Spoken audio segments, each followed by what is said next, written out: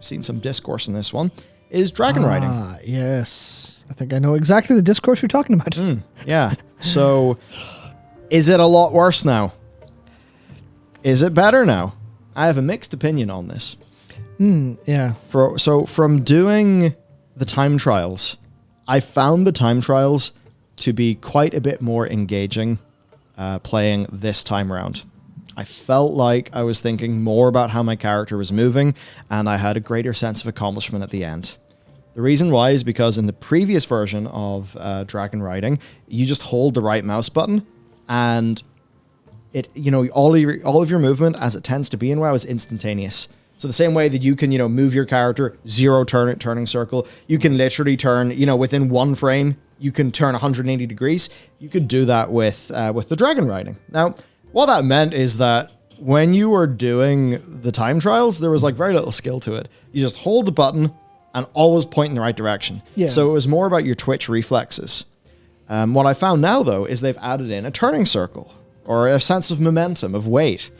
And it works well in one instance. It works not that well in another instance. So your side-to-side movement, it really helps there. It feels to me quite good. Feels like you're actually riding a beast. And when you actually have to think about your turning and that sort of thing, I mean, great.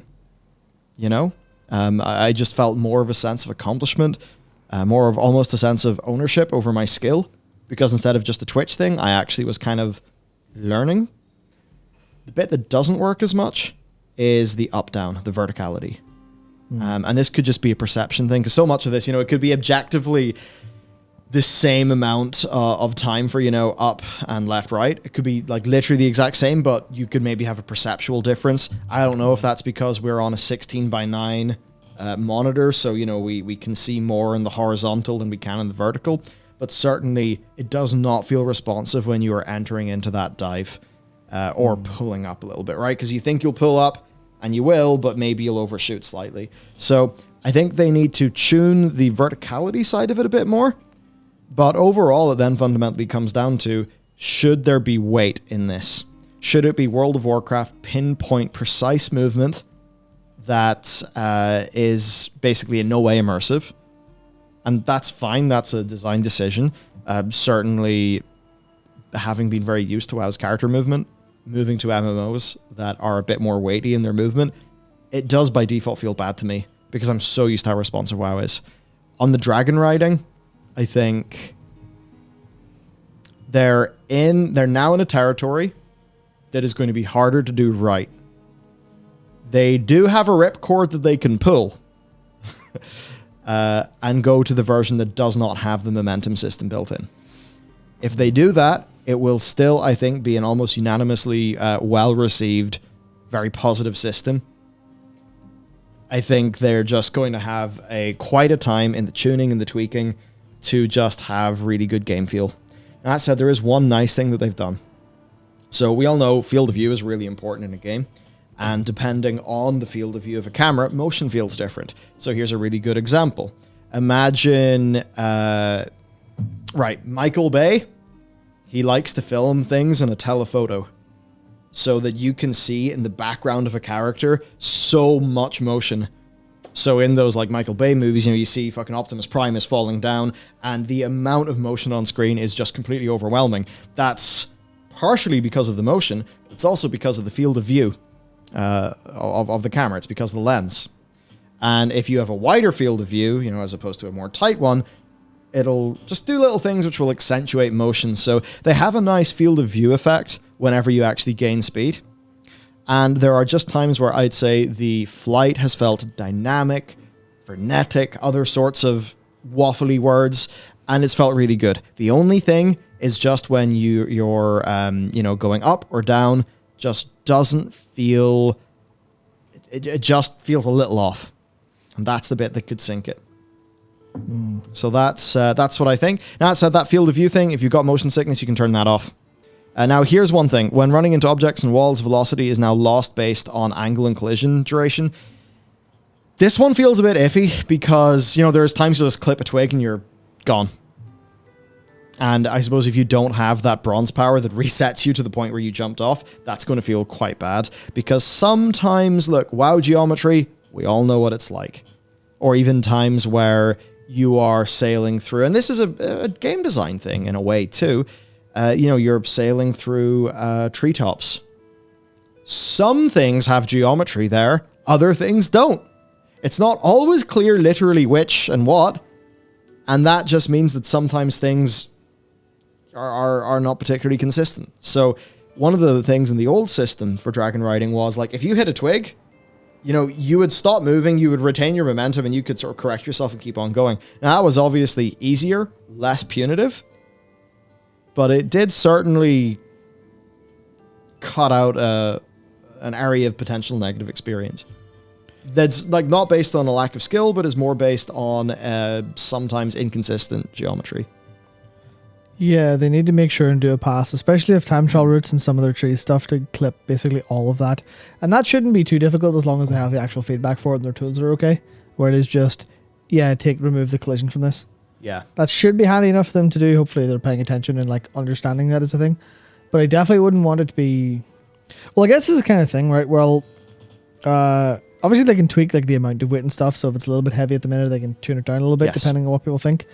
I think the heavier, generally, the better to an extent, just because it'll make it a little bit more actual. Like, I guess the further it is away from just snap and don't think about it, I think the more skill ceiling there. I think that'll be kind of fun for the overall experience. It was Mythno said earlier. It was like the weight makes it much better for like a mini game for like the time trial stuff. Yeah, but it'll make it much more frustrating when you're trying to get around in the world. Which is where most people will be trying to go like, let's see how crazy we can make it. But then that's when we have like a really weird overall experience where I'm sure there are people already salty about like the fact that the infinite momentum bug's not going to make it into life. Where you just use the pitch and yaw keys to just completely break the system so you can fly forever is like a drag there. And that's kind of like a problem where it's even kind of feeling it a little bit at the minute with the Evoker and Devastation, where in the world you do so much damage. It feels like maybe they tuned that down a little bit with the last build, but whenever just doing a little bit of the world, like everything dies immediately. So when they move to more the intended design, because you've already experienced the easier version, it's going to feel proportionally proportionally worse. It's going to feel by comparison because we're beasts, creatures of comparison. It'll feel worse. I think that's one of the things where this version of it, people who come to it fresh will probably think, this is interesting and fun and kind of new, but it'll feel harder for people who are like, but now the time trial takes longer because I have to, or I've hit the wall more times, so I'm more frustrated. It's almost like playing a racing game and you're giving, because I know this happens in like, it annoyed me quite a bit. It happens in Hot Pursuit 2010, where you get like basically event races, and it goes, here's a supercar, tear down this mountain in this supercar. And it feels incredible. It's a little bit hard, but it feels incredible going at, 200, nearly 300 kilometers an hour, taking these incredible turns. And then it's like, okay, you're done that race. Here's the old race. And you're like, my top speed is now half what it used to be. And so I feel bad, even though it's like, that was really good, but you have to kind of keep people within that realm of this is slightly better or slightly worse, as opposed to this is great and this is bad. So I think they're interesting for them to get correct feedback from a fresh perspective. I think that's why the subsequent waves will be likely useful. Now, another thing is the progression. Yeah. We actually have it. I don't want to say that it's just like collecting stars in Mario, but basically there are these dragon glyphs that are throughout the isles. Some of them are going to be in more obvious locations. Other ones will require some exploring. And that's that. Perfect. Go find the glyph. For each glyph you get, you basically get a talent point. And you can zoop up the talent tree with that. Yeah. Now, unfortunately, the talent tree just didn't appear. It broke whenever I was trying to use it, so I didn't actually get to test any of this on the character that leveled up through that zone. But I think fundamentally that's a really good form of progression. It's time-gated in no way. It is purely just go out there, explore, get the stuff, install hunting notes, and just go quickly through them all. What? Yeah, that's... Sorry, whoops. Which is always just the thing of, MMOs, kind of funny, going to be like that. And if it wasn't done by an add-on, every single, YouTuber, we'd do it. Every single,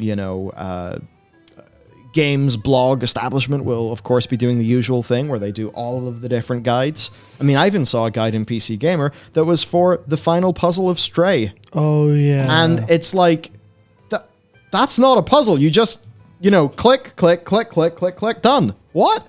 But that's how it is with SEO. So it's, I guess, a funny little situation. But anyway, I think it's a good progression system. You're not going to be time gated. I imagine that on day one, if you just want to spend a few hours going around the aisles, picking up these glyphs, going through your talents, I have to imagine you're going to be able to. There may be some sort of degree of this isn't completely finishable until you do something else. Maybe, but I don't know without knowing what like the core, because obviously like every Shadowlands bit of progression was largely tied behind your renown because that was like time gated. Yeah. So like if they have like a super hyper core kind of, this is how we'll say unlock stuff over time as opposed to giving you everything at once. In the same way like Anima and the Souls I hope they don't were do also that. a time gated kind of thing. It's like if they want to do that just to stop people from like feeling like, oh, I have to go and do all the talents and get this immediately and sorted out, and that's my day of content done. Not a problem. As opposed to a couple of weeks. That's not a problem, but do I trust their instinct to actually do that? That's kind of the problem. It doesn't appear to be tied to a reputation. Yeah. That's, yeah. I mean, that's the big thing that I would say. If this was tied to a rep, then sure, I could imagine it being on the renown bar, but it isn't tied to a rep from what I can tell. So Yeah, obviously Alpha like, but yeah. True.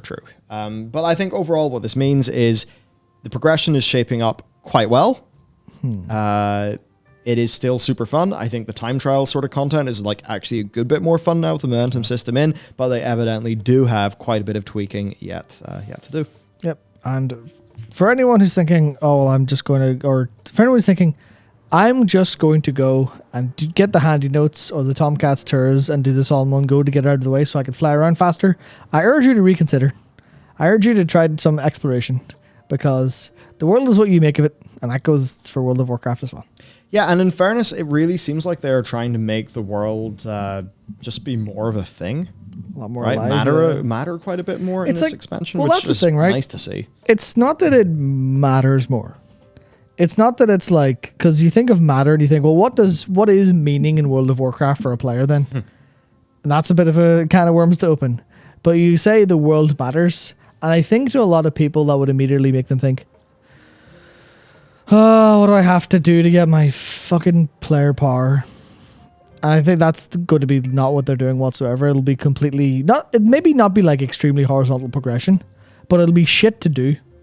Where like, you don't want to jump into a Mythic Plus because maybe, there's two people of your group offline and you couldn't be bothered pugging because pugging is basically self-torture in every capacity. Or, it's not raid night, you've cleared the raid, you don't really feel like PvPing, what do you do? And it's now they've kind of got a little bit of, you know what, you can just go and have a multiplayer race out in the world with dragon riding. Is that going to tick off a big box in your character pin for you're better now, or you're more handsome and more fun as a human now? No, it's just going to be like, well, you probably will be more fun as a human because you've just done something for the sake of it.